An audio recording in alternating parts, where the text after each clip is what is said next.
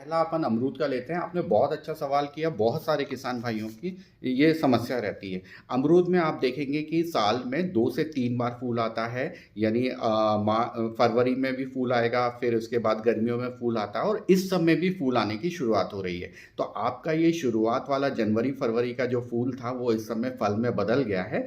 और इसमें क्या होता है कि अप्रैल मई का जब बारिश की शुरुआत होती है, जब अपना फल विकसित होता रहता है, तो फल मक्खी जो होती है इस पर अंडे देती है।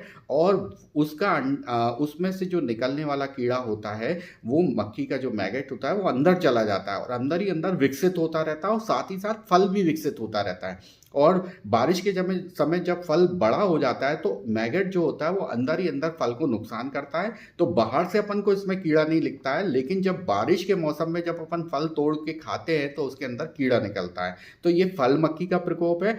और इस समय जब फल लगा हुआ है, तोड़ाई की अवस्था, इस समय इसका कोई भी नियंत्रण नहीं हो सकता। इसकी सिर्फ रोकथाम हम कर सकते हैं जब फल छोटी अवस्था में होता है। उसी समय जो इसकी फल मक्खी होती है वो अंडा देती है, उस समय हमको छिड़काव करने की आवश्यकता है। दूसरी चीज मैं आपको सलाह देना चाहूंगा, आप मध्य प्रदेश के किसान हैं तो आप मई और जून के समय में आप हल्की कटाई करिए, काट छाट करिए पौधों की, अमरूद की फसल की। और उस समय जो फूल आ रहे हैं वो आप निकाल दीजिए। और उसके बाद जो अभी के समय में जो फूल आ रहे हैं, जिससे सर्दियों में फल आएगा वो ज़्यादा अच्छा रहेगा, उसमें ज़्यादा अच्छी गुणवत्ता का फल आएगा और उसका बाजार भाव भी अच्छा मिलेगा। तो आप गर्मियों की जो फूल है उसको मत रखिए जो बारिश में पकते हैं। इससे आपके सर्दियों में फल कम आएंगे और आपको बाजार में रेट नहीं मिलेगा। तो पहली चीज़ ये करनी है। और दूसरी चीज़, आपने पछेती गोभी की बात करी है।